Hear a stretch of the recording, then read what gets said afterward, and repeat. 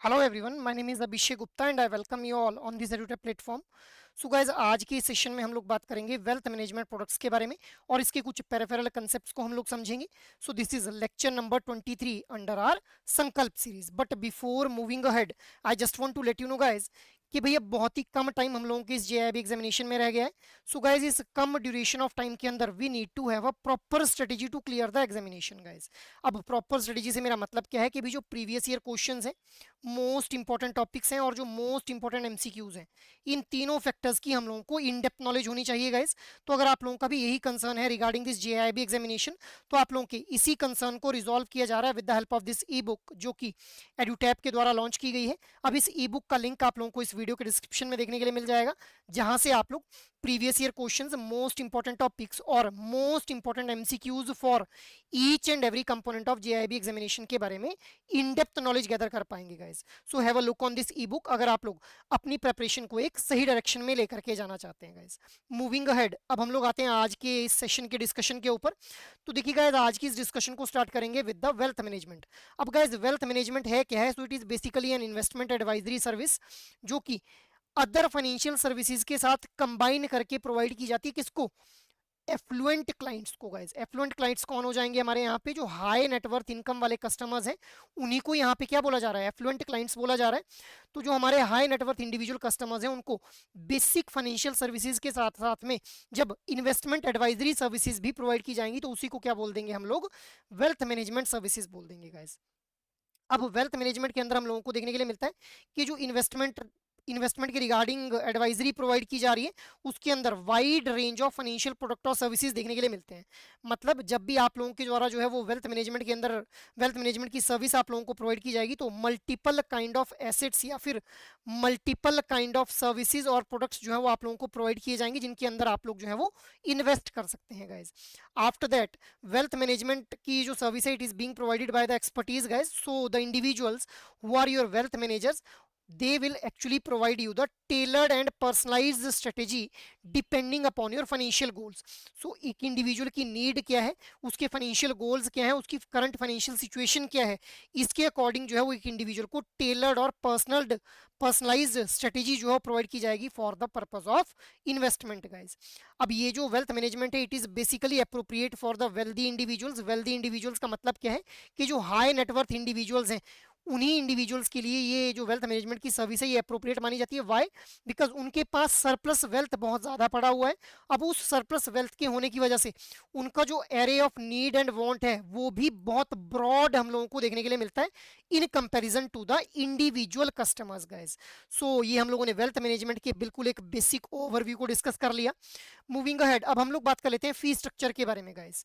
सो देखिए, fee structure की अगर बात की जाए, तो जब भी वेल्थ मैनेजमेंट की सर्विसेज प्रोवाइड की जाएंगी, तो यहाँ पे जो फी स्ट्रक्चर रहेगा, it will be varying depending upon the basket of services. अब जितनी सर्विसेज जो है वो एक पर्टिकुलर बास्केट, जिसको हम लोग जो है वो पोर्टफोलियो भी बोल देते हैं, उसके अंदर जितनी हमारी जो है वो सर्विसेज प्रेजेंट रहेंगी, जितने प्रोडक्ट प्रेजेंट रहेंगे, जैसा मैंने आप लोगों को बताया, अलग अलग तरह के प्रोडक्ट और सर्विसेज देखने के लिए मिलते हैं।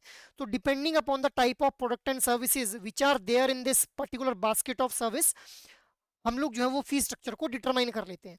बट टिपिकली ये देखा गया है गाइज कि जो एसेट अंडर मैनेजमेंट है, उन्हीं के ऊपर हमारा ये जो फी स्ट्रक्चर है, ये बेस्ड रहता है। अब ये एसेट अंडर मैनेजमेंट क्या है? जितने एसेट्स को मैनेज करने के लिए जो है वो दिया गया है एक वेल्थ मैनेजमेंट फर्म को, उन्हीं एसेट्स के ऊपर डिपेंड करेगा कि भाई कितनी फी जो है वो चार्ज की जाएगी गाइस। अब क्या कुछ सर्विसेज जो है वो इंक्लूड रहती हैं वेल्थ मैनेजमेंट के अंदर? सो इन्वेस्टमेंट के रिगार्डिंग प्लानिंग करना, अकाउंटिंग के रिगार्डिंग सजेशंस देना, टैक्स प्लानिंग में हेल्प करना, एस्टेट प्लानिंग में हेल्प करना, along with this retirement planning में जो है असिस्ट करना, portfolio services it is also one of the most important topic for your RBWM component. इसको हम लोग जो है वो इसी संकल्प सीरीज के अंदर जो है कवर अप करेंगे guys. After that next one is the succession plan. अब गाइस, सक्सेशन प्लान का मतलब क्या है? कि मान लो कोई एक इंडिविजुअल है, इसके सक्सेसर्स होंगे। सक्सेसर्स मतलब कि कल को जब ये इंडिविजुअल जो इनकी डेथ हो जाएगी, तो इसके बाद इनकी जो वेल्थ है, इनके जो एसेट्स हैं, उनको किस तरह से जो है डिस्ट्रीब्यूट किया जाएगा। So this all will be the part of wealth management services guys. ठीक है, मूविंग अहेड, अब देखिए हम लोग एक एग्जांपल के थ्रू इसको समझने की कोशिश करते हैं। So let us consider a client who is having 100 crores in investable asset in addition to a trust ठीक है, 100 करोड़ है एक इंडिविजुअल क्लाइंट की इन्वेस्टेबल एसेट्स के अंदर, जो एसेट्स जिनके अंदर इन्वेस्ट किया जाता है उसके अंदर उसके 100 करोड़ रुपीज है। इसके अलावा उसकी एक ट्रस्ट है for his grand children and a partner, जो कि अभी रिसेंटली जो है वो उनकी डेथ हो गई है। तो अब जो वेल्थ मैनेजमेंट फर्म है वो सिर्फ इस इंडिविजुअल क्लाइंट को इन्वेस्ट करने में हेल्प नहीं करेगी इन फंड्स को इन द डिस्क्रिशनरी अकाउंट, बल्कि विल प्लानिंग के अंदर, ट्रस्ट सर्विसेज के अंदर जो है वो हेल्प करेगी, जिससे टैक्स को मिनिमाइज करने में जो है वो एक इंडिविजुअल क्लाइंट को हेल्प होगी। इसके अलावा जो एस्टेट प्लानिंग है वहां पे भी हेल्प की जाएगी। तो यहां से हम लोगों को क्या समझ आ रहा है कि जो वेल्थ मैनेजमेंट फर्म है that is responsible for overall management of funds which are having which are with a client guys. मतलब सिर्फ एक क्लाइंट के फंड्स को इन्वेस्ट करना ही वेल्थ मैनेजमेंट फर्म का काम नहीं है, बल्कि उसके फंड्स को किस तरह से जो है उसके सक्सेसर्स में डिस्ट्रीब्यूट किया जाएगा, विल प्लानिंग में असिस्ट करना, उसकी एस्टेट की प्लानिंग करवाना, टैक्स को मिनिमाइज करवाने में उसको असिस्ट करना, ये सारे भी हमारे पार्ट बनते हैं किसके, वेल्थ मैनेजमेंट फर्म के फंक्शंस के गाइस। ठीक है, मूविंग अहेड, अब हम लोग प्रोसेस ऑफ वेल्थ मैनेजमेंट को समझ लेते हैं गाइस। तो देखिए सबसे पहले हम लोग जो है वो अपने जो क्लाइंट है उसकी करंट फाइनेंशियल सिचुएशन को असेस करेंगे। करंट फाइनेंशियल सिचुएशन को असेस करने का मतलब क्या है कि भाई इंडिविजुअल की इनकम कितनी है, क्या उसको जो इनकम आ रही है क्या वो रेगुलर सोर्स ऑफ इनकम से इनकम आ रही है या फिर इरेगुलर फॉर्म ऑफ इनकम है उसको, मतलब कभी उसको 10,000 रुपए आ रहे हैं महीने में, कभी उसको 10 लाख रुपए आ रहे हैं। इसके अलावा अगर क्या उसके ऊपर कोई डेट वगैरह तो नहीं चल रहा है, अगर उसने प्रीवियसली कोई डेट लिया था तो क्या उसकी पेमेंट वगैरह सही से की है नहीं की हुई है। तो इसको बोलते हैं current financial situation of the client को असेस करना। After that next step is the identifying the financial goal. अब फाइनेंशियल गोल को आइडेंटिफाई करने से मतलब क्या है कि भाई जो इंडिविजुअल क्लाइंट जिसके द्वारा इन्वेस्टमेंट की जानी है, क्या वो इंडिविजुअल क्लाइंट जो है वो high risk with high return चाह रहा है या फिर low risk with stable return चाह रहा है। So depending upon his financial goal, next step के अंदर हम लोग जो है वो कस्टमाइज जो सॉल्यूशन प्रिपेयर कर लेंगे। कस्टमाइज सॉल्यूशन प्रिपेयर करने का मतलब क्या है कि मान लो कोई क्लाइंट बोल रहा है कि भाई मुझे high risk with high return चाहिए, तो हम लोग उसको बोलेंगे कि भाई आप लोग जो है वो इक्विटी के अंदर इन्वेस्ट कर लो, because equity is responsible for higher risk as well as the higher return guys. ठीक है, तो कस्टमाइज सॉल्यूशन हम लोगों ने डिजाइन कर लिया। After that implementing the financial strategies, तो अब जो हम लोगों ने सॉल्यूशन डिजाइन किया उसके अंदर जो स्ट्रेटजीज थी उनको इंप्लीमेंट करना किया जाएगा इस पर्टिकुलर स्टेज के अंदर। अब इस पर्टिकुलर स्टेज में हम लोगों को तीन जो है वो अंडर सब पार्ट इसके देखने के लिए मिलते हैं। सबसे पहले diversification, after that tactical management and the asset allocation. Diversification का मतलब क्या है, आप लोगों ने सुना होगा कि don't put all your eggs in a single basket. तो जो इंडिविजुअल क्लाइंट है उसके द्वारा अपनी जो इन्वेस्टमेंट है, जो अपने सरप्लस फंड है, उनको एक ही एसेट के अंदर इन्वेस्ट ना कर दिया जाए, इसके लिए हम लोग जो है उसको डाइवर्सिफाई करवाने की कोशिश करते हैं उसकी इन्वेस्टमेंट को। After that next one is the tactical management. Tactical management का मतलब क्या है कि भाई कौन से एसेट्स में जो है उसको इन्वेस्ट करना है, कब इन्वेस्ट करना है, कब वहां से जो है फंड्स को विड्रॉ करना है। तो ये सारी टेक्टिक्स जो है ये पार्ट बनती है टेक्टिकल मैनेजमेंट का। After that next one is the asset allocation. Asset allocation का मतलब क्या है कि जो क्लाइंट है उसको कौन कौन से एसेट्स में उसके सरप्लस फंड्स, उसकी जो वेल्थ है उसको इन्वेस्ट करवाना है, कौन कौन से एसेट्स उसको एलोकेट करने हैं, चाहे क्या वो म्यूचुअल फंड्स हैं, क्या वो बॉन्ड्स हैं, क्या वो इक्विटीज हैं। ठीक है, इसके अलावा क्या जो इंडिविजुअल है वो अल्टरनेटिव एसेट्स में इन्वेस्ट करवाना है उससे, तो एसेट्स को एलोकेट किया जाएगा उस इंडिविजुअल को। ठीक है, आफ्टर दैट जो फाइनल स्टेप है that becomes the monitoring results and review. अब इसके अंदर हम लोग क्या करते हैं कि भाई जैसे मान लो जब एक इंडिविजुअल ने इन्वेस्टमेंट की तो हम लोगों ने देखा कि भाई जो रिटर्न है वो 25% है और जो रिस्क है वो इस इन्वेस्टमेंट के थ्रू 15% हम लोगों को देखने के लिए मिलना चाहिए। बट जो एक्चुअल रिटर्न आई वो रह गई 15% और जो एक्चुअल रिस्क बना वो हो गया 25%। तो ये डिस्टर्ब हो गया हमारा रिस्क और रिटर्न का जो बैलेंस था। तो अब हम लोग क्या करेंगे, रिव्यू करेंगे कि हम लोग फिर से जो है वो इन सारे स्टेप्स को कैरी ऑन करेंगे और हम लोग आइडेंटिफाई करेंगे कि भाई गलती कहाँ पे हुई, क्यों हम लोगों को डिजायर्ड रिजल्ट जो है वो नहीं मिल पाए, डिजायर्ड रिटर्न नहीं मिल पाई। So these all steps are the part of process of wealth management. ठीक है गाइस, मूविंग अहेड नेक्स्ट अब हम लोग कुछ इंपॉर्टेंट टर्म्स को डिस्कस कर लेते हैं। इंपॉर्टेंट टर्म्स के अंदर सबसे पहले बात करेंगे पर्सनल फाइनेंशियल प्लानिंग के बारे में गाइस। अब देखिए पर्सनल फाइनेंशियल प्लानिंग क्या है, it is a complete and systematic process that एंटेल्स the finance manager. जो फाइनेंस मैनेजर है वो उसको एंटेल किया जाता है इस प्रोसेस के थ्रू। अब ये जो फाइनेंस मैनेजर है ये करेगा क्या, एक क्लाइंट के पोर्टफोलियो को असेस करेगा या फिर उसके फाइनेंशियल स्टेटस को असेस करेगा कि भाई एक इंडिविजुअल जो है उसके पास जो सरप्लस वेल्थ कितनी है, उसकी इनकम कितनी है, क्या रेगुलर इनकम है या फिर इरेगुलर इनकम है, बिजनेस है उसका या फिर वो सैलरीड इंडिविजुअल है, तो उसके फाइनेंशियल स्टेटस को एनालाइज किया जाएगा, उसके ऊपर डेट तो नहीं चल रहे हैं, ठीक है, उसके पास जो कितना अमाउंट एक्स्ट्रा पड़ा हुआ है, रिजर्व अमाउंट कितना है, तो उस सारे फाइनेंशियल स्टेटस को देखने के बाद जो फाइनेंस मैनेजर है, they will come up with a financial plan that will be solely based on the desired goal of the client. तो जो क्लाइंट इन्वेस्ट करना चाह रहा है, उस इंडिविजुअल क्लाइंट के जो फाइनेंशियल जो गोल्स हैं उनको अलाइन करते हुए उस इंडिविजुअल क्लाइंट को जो है वो फाइनेंशियल प्लान दिया जाएगा, किसके द्वारा, फाइनेंस मैनेजर के द्वारा, कि भाई किस तरह से आप लोग जो है वो इन्वेस्टमेंट कर सकते हैं या फिर अपने फाइनेंसिस को मैनेज कर सकते हैं। सो this is personal financial planning. Next term is private banking guys. अब प्राइवेट बैंकिंग क्या है? प्राइवेट बैंकिंग के अंदर हम लोग जो है वो बैंकिंग के अलावा इन्वेस्टमेंट, टैक्स मैनेजमेंट और अदर फाइनेंशियल सर्विसेज भी प्रोवाइड करते हैं, बट किसको? हाई नेटवर्थ इंडिविजुअल्स को। So this is the basic difference guys, कि जो पर्सनल फाइनेंशियल प्लानिंग है it is available to the common customer, मतलब इंडिविजुअल कस्टमर्स, जबकि जो प्राइवेट बैंकिंग है it is only being provided to the high net worth individuals. अब इसके अंदर जो हमारे क्लाइंट्स रहते हैं उनको हम लोग जितनी ज़्यादा से ज़्यादा हो सके उतनी ज़्यादा पर्सनलाइज्ड सर्विसेज जो है वो क्लाइंट्स को प्रोवाइड की जाती हैं। फॉर एग्जांपल, उनके एसेट्स को प्रोटेक्ट करना, एसेट्स में इन्वेस्ट करवाना, रिटायरमेंट प्लानिंग में असिस्ट करना, कस्टमाइज्ड फाइनेंशियल सॉल्यूशन उनको प्रोवाइड करना, मतलब उनकी नीड के बेस के ऊपर जो है उनको स्ट्रेटेजीज बताना, सॉल्यूशन प्रोवाइड करना। इसके अलावा उनकी जो वेल्थ है उसको सेफगार्ड करना for the next generation. So ये हम लोगों ने डिस्कस कर ली important terms which were personal financial planning and the private banking. दोनों में एक थिन सा डिफरेंस है कि भाई जो हमारी प्राइवेट बैंकिंग है it is being offered only to the high net worth individuals, जबकि जो पर्सनल फाइनेंशियल प्लानिंग है it is being offered to the individual customers as well guys, ठीक है। मूविंग अहेड, नेक्स्ट हम लोग आते हैं अब वेल्थ मैनेजमेंट प्रोडक्ट्स के ऊपर। अब गाइस देखिए, ट्रेडिशनली हम लोग देखते थे कि जो कस्टमर्स थे वो अपने जो लार्ज अमाउंट होता था पैसे का, उनके पास जो सरप्लस पैसा होता था उसको बैंक में डिपॉजिट कर देते थे, क्योंकि यही उनको कन्वीनियंट भी लगता था और सेफ भी लगता था। बट धीरे धीरे क्या हम लोग देख रहे हैं कि भाई बैंक्स के द्वारा जो है वो अलग अलग तरह की इनोवेटिव प्रोडक्ट्स जो है वो इनोवेट किए जा रहे हैं, और जो कस्टमर्स हैं उनके द्वारा भी अब डिपॉजिट के बजाय इन्वेस्टमेंट में जो है वो प्रेफरेंस देखने के लिए मिल रही है हम लोगों को। So many kind of wealth management product और सर्विसेज जो आज की डेट में मार्केट में देखने के लिए मिलते हैं हम लोगों को, जैसे mutual funds, bonds, fix deposit, NPS, real estate, gold ETF. ETF क्या है? Exchange traded funds, senior citizen saving schemes, life insurance, general insurance and health insurance guys. So multiple kind of wealth management product जो है with the passage of time emerge होते हुए देखे हम लोगों ने। अब एक एक करके जो है वो हम लोग वेल्थ मैनेजमेंट प्रोडक्ट्स को डिस्कस करते हैं। तो सबसे पहले वेल्थ मैनेजमेंट प्रोडक्ट्स के अंदर हम लोग बात करेंगे अल्टरनेटिव एसेट्स के बारे में। अब गाइज अल्टरनेटिव एसेट्स कौन से एसेट्स हैं? So any non traditional assets, जो कि ट्रेडिशनल एसेट नहीं है, विद पोटेंशियल इकोनॉमिक वैल्यू, जिनकी फ्यूचर में हम लोगों को पता है कि भाई वैल्यू बढ़ने वाली है, that would not be found in a standard investment portfolio.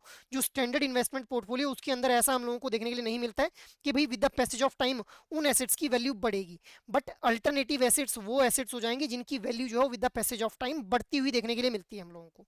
अब जैसे आप लोगों ने देखा होगा कि एक्सकेवेशंस होती हैं, जैसे इंडस वैली सिविलाइजेशन है, इसके अंदर जब एक्सकेवेशंस अभी भी आज की डेट में भी हो रही हैं, तो वहाँ पे जो पुरानी सील्स मिलती हैं, पुरानी मोहरें मिलती हैं, पुरानी पोट्री मिलती है, उनकी फ्यूचर इकोनॉमिक वैल्यू बहुत ज़्यादा है। तो इंडिविजुअल इन्वेस्टर के द्वारा इन अल्टरनेटिव एसेट्स में भी इन्वेस्ट किया जा सकता है।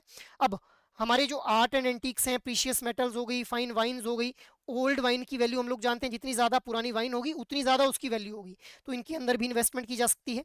Rare stamps, coins, sports cars और अदर कलेक्टिबल्स।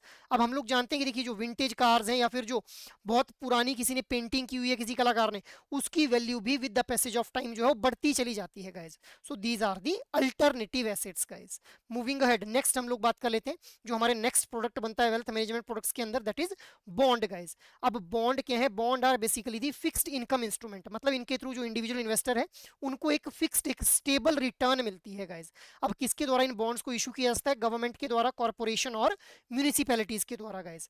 अब अगर हम लोग रिटर्न की बात करें तो जो इशूअर हैं वो प्रॉमिस करते हैं कि भाई एक स्पेसिफिक रेट ऑफ इंटरेस्ट जो है वो इंडिविजुअल इन्वेस्टर को प्रोवाइड किया जाएगा for the life of the bond. जैसे यहाँ पे 5 साल अगर बॉन्ड की लाइफ है तो 5 साल तक एक स्पेसिफिक रेट ऑफ इंटरेस्ट जो है वो इंडिविजुअल इन्वेस्टर को प्रोवाइड किया जाएगा, और जो प्रिंसिपल अमाउंट या फिर जो फेस वैल्यू है वो कब दी जाएगी इन्वेस्टर को, जब जो बॉन्ड है वो मेच्योर हो जाएगा, जैसे 5 साल के बाद जो है वो प्रिंसिपल अमाउंट दिया जाएगा।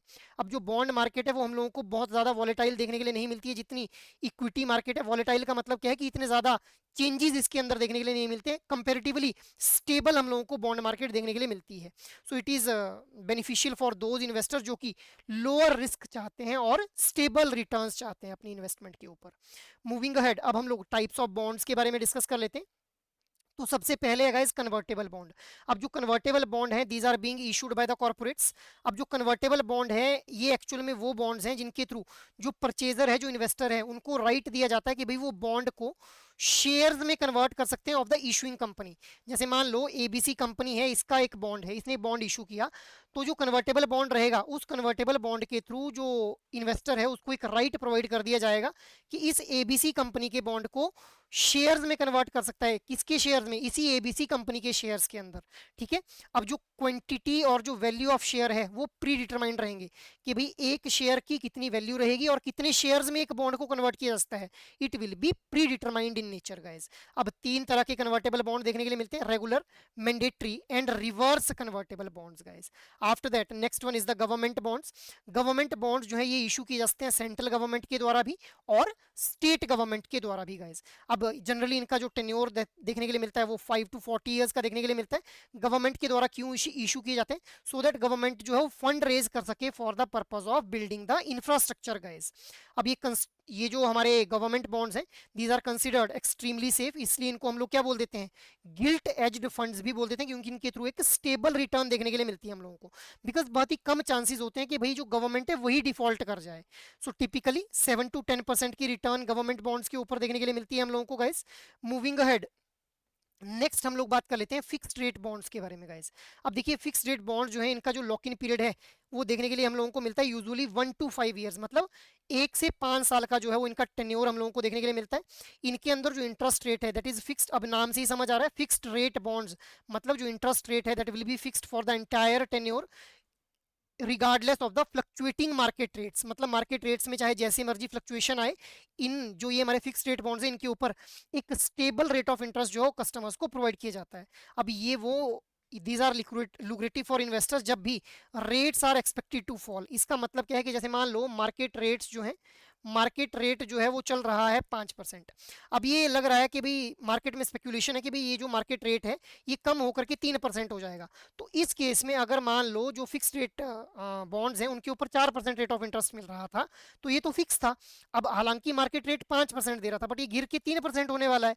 तो अब इस केस में 4% मिल जाएगा उन इंडिविजुअल इन्वेस्टर को जिन्होंने इन फिक्स्ड रेट बॉन्ड्स के अंदर जो इन्वेस्ट किया हुआ है guys. For example 6.5% government of India 2024 employees that जो इंटरेस्ट रेट है दैट इज ऑफ 6.5% और जो मेच्योरिटी ईयर है that is 2024 guys. So fixed rate of interest customer को प्रोवाइड किया जा रहा है। After that next one is the floating rate bonds. अब ये जो फ्लोटिंग रेट बॉन्ड्स हैं इनके अंदर वेरिएबल रेट ऑफ इंटरेस्ट हम लोगों को देखने के लिए मिलता है विच changes in a specific period of time guys.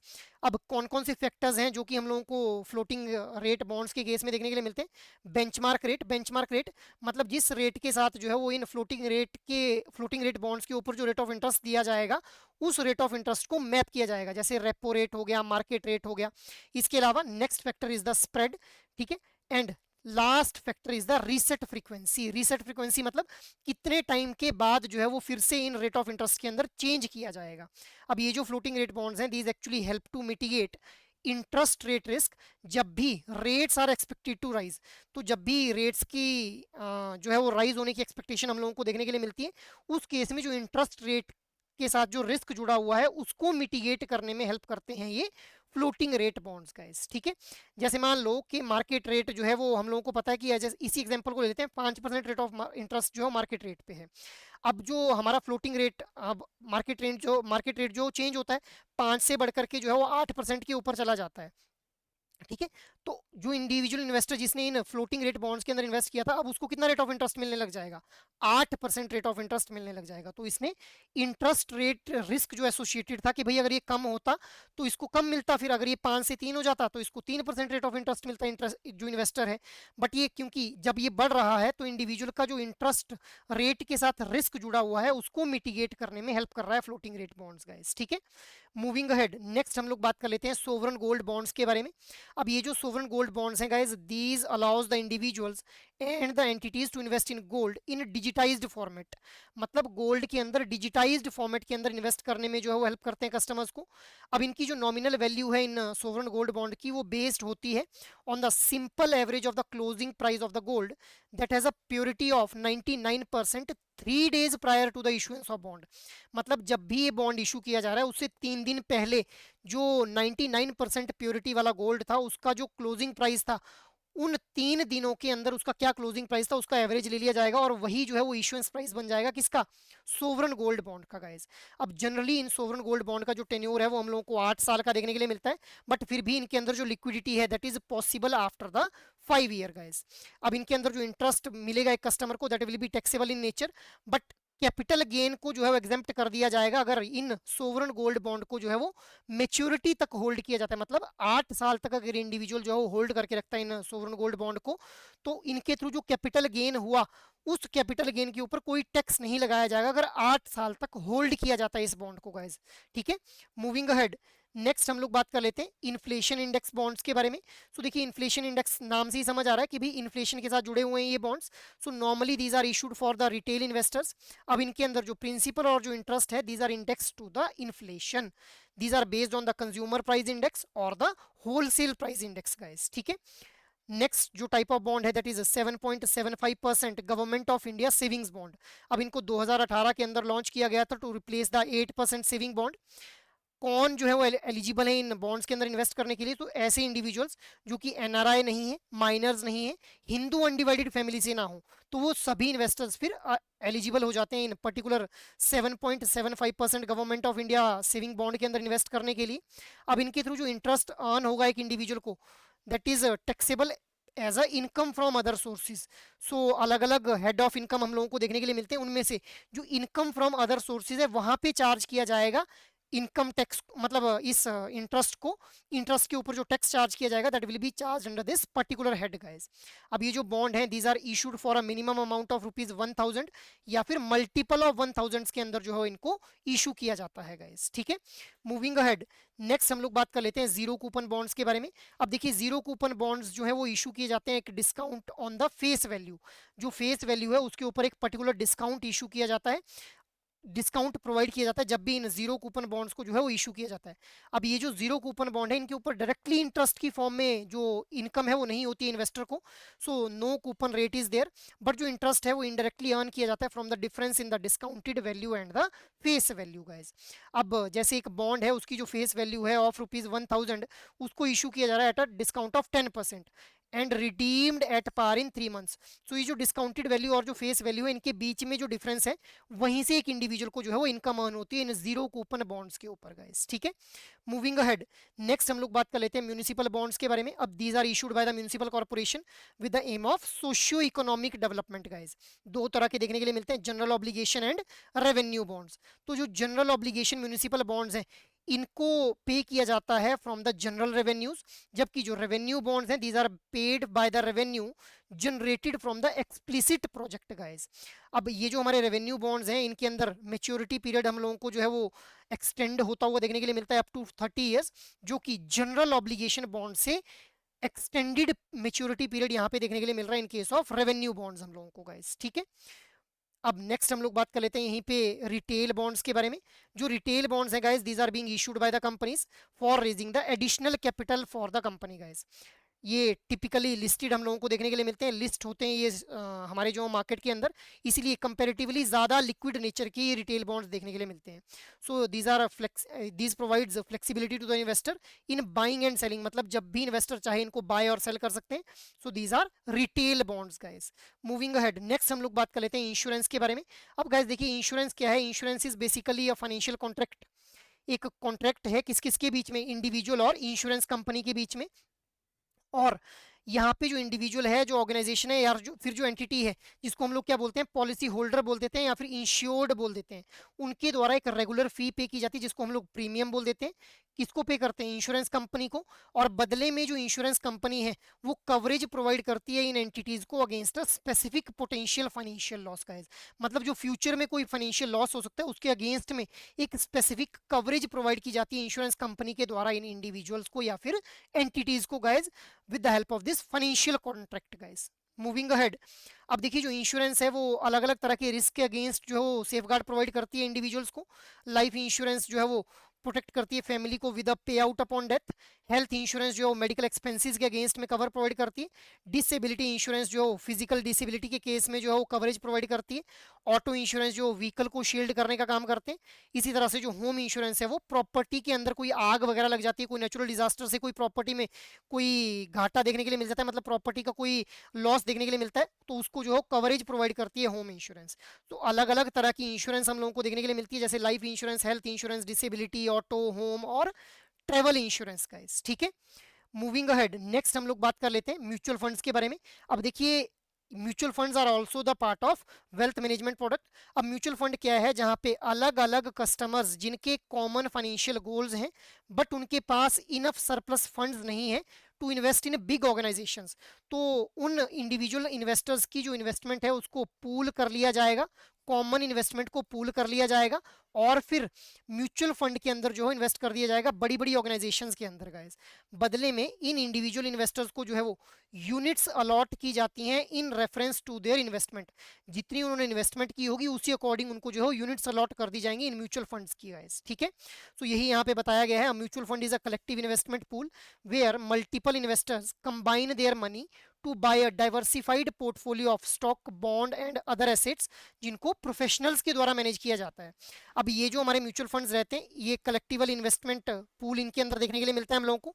Diversified portfolio, diversified portfolio का मतलब क्या है कि अलग अलग तरह के एसेट्स एक पोर्टफोलियो में देखने के लिए मिलते हैं, जैसे स्टॉक्स हो गए, बॉन्ड्स हो गए या फिर अदर तरह के एसेट्स हो गए। अलॉन्ग विद दिस ये जो हमारे म्यूचुअल फंड्स हैं these are being managed by the professionals expertise guys.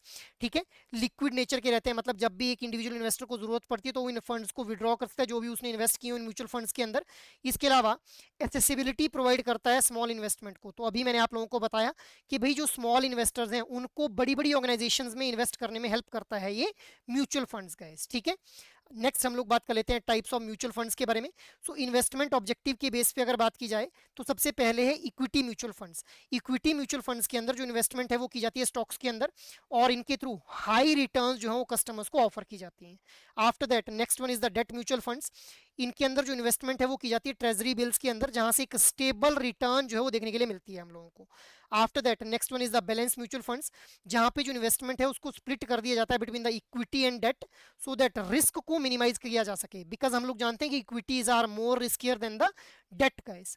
After that next one is the sectoral funds. अब सेक्टोरल फंड्स के अंदर फोकस किया जाता है स्पेसिफिक सेक्टर के अंदर, जैसे आईटी हो गया, ठीक है, इसके अलावा फार्मा सेक्टर हो गया, माइनिंग सेक्टर हो गया।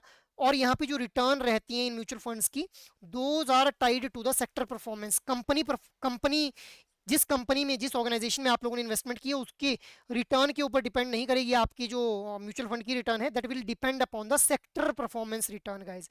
जैसे अगर आप लोगों ने जो है वो आईटी इंडस्ट्री के आईटी सेक्टर के किसी म्यूचुअल फंड में इन्वेस्ट किया है तो आईटी सेक्टर कैसे परफॉर्म कर रहा है उस अकॉर्डिंग आपकी रिटर्न को डिटरमाइन किया जाएगा guys. After that next categorisation is ELSS. ELSS क्या है?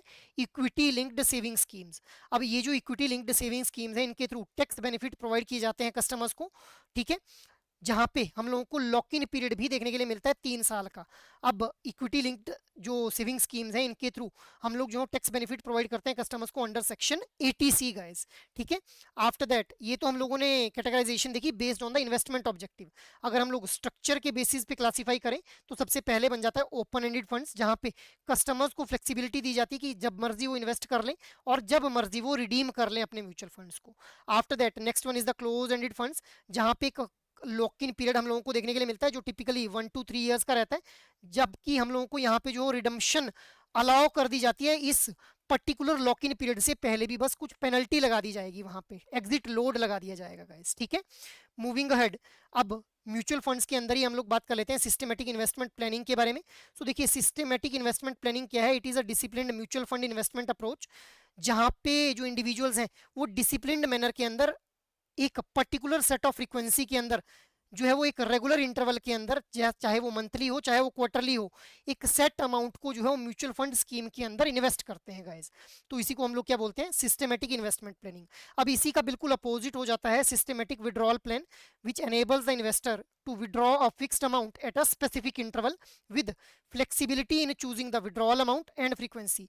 तो अब जो इन्वेस्टर है वो चूज कर सकता है कि भाई उसको कितना अमाउंट विड्रॉ करना है और किस फ्रीक्वेंसी पे विड्रॉ करना है guys.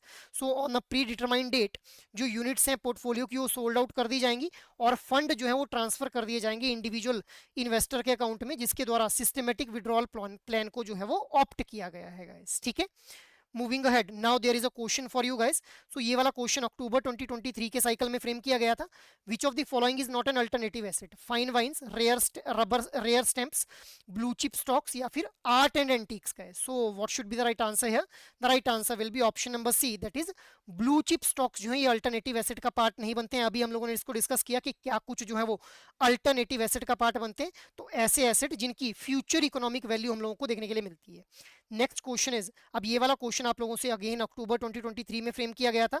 Which of the following statements accurately describes the closed ended mutual funds, they allow the investor to buy and redeem unit at any time, they primarily invest in government bond for fixed returns, they have a lock in period during the investors cannot redeem units, ठीक है, they focus on specific industry sector for higher returns। so what should be the right answer, close ended funds के regarding question frame किया गया है। the right answer will be option number D guys, जहां पे they focus on a specific industry sector for the higher return guys। ठीक है, moving ahead, next question जो है, नेक्स्ट क्वेश्चन इज, ये आप लोगों से अक्टूबर 2023 के अंदर फ्रेम किया गया था ये वाला क्वेश्चन।